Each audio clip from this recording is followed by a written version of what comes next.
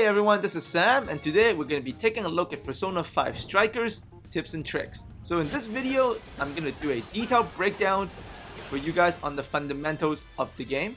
I'm going to show you how to perfectly fight in this game with just the basics, so you can survive hard mode in any fights and any encounters you come into, guaranteed.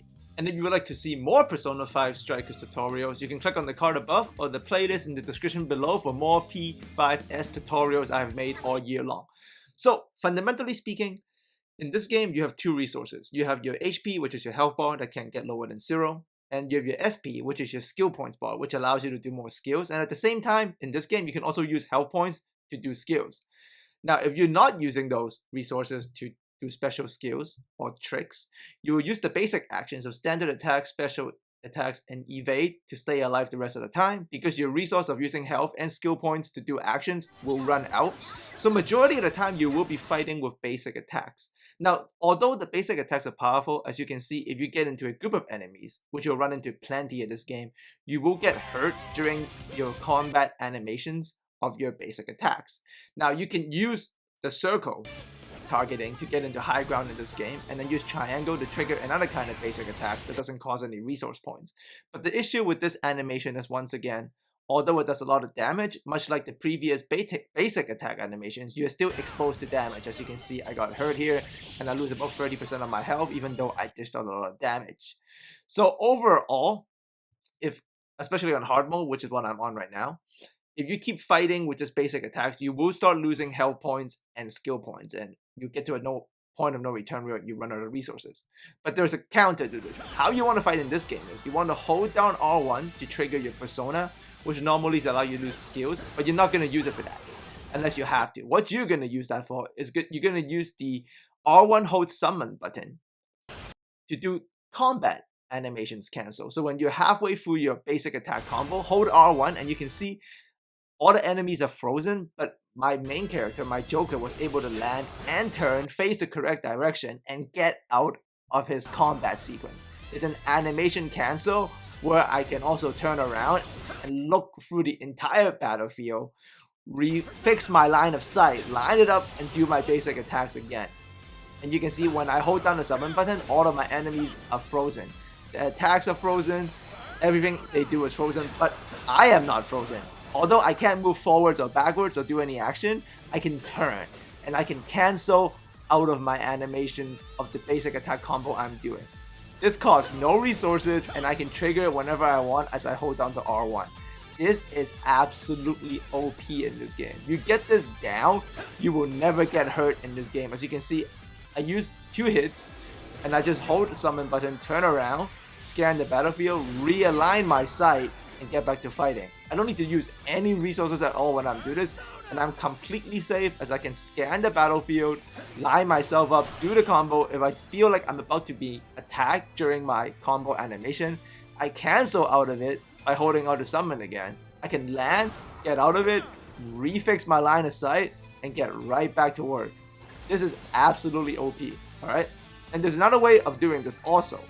Instead of holding down the R1 button to summon, as a freeze frame strategy, you can also hold L1, which triggers your gun, which allows you to aim your gun, and also it still pauses time. But as you can see with this one, you can pretty much turn about 180 degrees. You can't turn all the way around, but you can fire your gun while aiming. But the best part about using the gun mechanic as a slowdown is that you can see here I was able to trigger a all-out attack, but as I get into summon mode, I can't do all-out attack out of this. But what I can do is if I hold down to the gun button and I trigger an all-out attack, you can see I can't trigger the all-out attack here, but as I get out of this and I hold the gun button, now time is still frozen, but I can get out of it with an all-out attack this way. So when I see an all-out attack available, I don't have to randomly click circle or panic. I just have to hold down the gun button, line myself up, find the circle prompt for the all-out attack, then go. Same thing applies to moving up the high ground. I don't have to rush through it. I can hold the gun button, hold it down, scan my surroundings, then move up the high ground as I see fit. But majority of the time, I can also use the gun button. You can see this enemy is about to cast a Rakunda, a magical spell that lowers defense in this game. I can just hold offense. I think it's defense Rakunda. And I can hold the gun button, and shoot enemies that are about to cast specific spells to knock them out of their spell animation.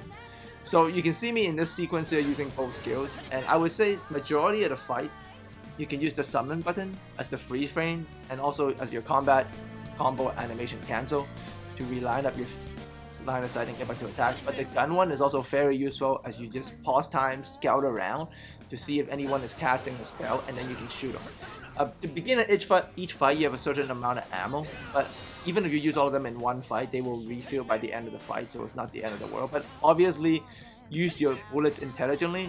But here I'm just testing it out, but I would say shoot your gun when you're only canceling spells. That's the key about, you know, making the most usage or getting the most value out of your 12 bullets. And obviously I'm using the gun here. The gun hold down time freeze frame to just move around and to scout my surroundings. When I like what I see, or when I line myself up correctly to the direction I want to go, then I'm gonna go ahead and I can just do this in and out of it. Like you can see me, I'm going in, going out of it. Like right now, I'm lined up with a whole bunch of enemies during the free frame. I like it, so I'm just gonna go into my combos with my basic attack, and then I can also dodge out of it, as you can see. So this also has a defensive mechanic. I can freeze time. You know, look at what's going on. If I'm about to get hit, I can also just tap dodge or hold down the dodge button and just run away from the attacks. Essentially, you can see even at a very early stage of my character, low level, I'm fighting on very hard with very limited skills. But because I have perfected these fundamentals perfectly, I'm not getting hit. You can see this enemy is about to cast an Agi, so like a fireball. I can shoot him with the gun and cancel out of it, or I can just hold down summon button and just dash away from him before he does it. Because I can turn my body 360 while everybody is frozen. So I can change my direction while time is frozen. That is absolutely huge. And in the summon button, I can also trigger the showtime attacks by holding down the triangle and circle. So that's also huge. So if you fight this way, you'll be fighting at a very good pace and you'll constantly be safe. It's just good habits, right? And if you do it this way, you can see I'm not using any skill points, I'm not losing any health to damage, I'm not using any health points to trigger any special spells, because I can literally survive every fight this way as I manage time and space perfectly. Obviously, if the auto attack is there, I'm just going to turn around and do it. But I could have also used the gun to have triggered that, or use the summon button, just scan around and see what's going on. You know, absorb my surroundings first before committing to anything. The thing about this game is you have limited resources and health and skill points. You're facing a ton of enemies, and you can get hurt fighting within basic attack animations very easily if you don't manage the time and space by holding down the summon button or the gun button to control and keep yourself safe. So make sure you do that. You can see I'm holding down the gun button to trigger the auto attack again. This is the correct way to fight and the best way to use your basics, and this kind of pacing and habit is going to take you very far in this game. So if you'd like to see more P5 Strikers tutorials, just let me know. I plan to do these as I get better and better at the game. If this helped you out, just let me know. As always, thanks for coming by, and I look forward to speaking to you guys again very soon.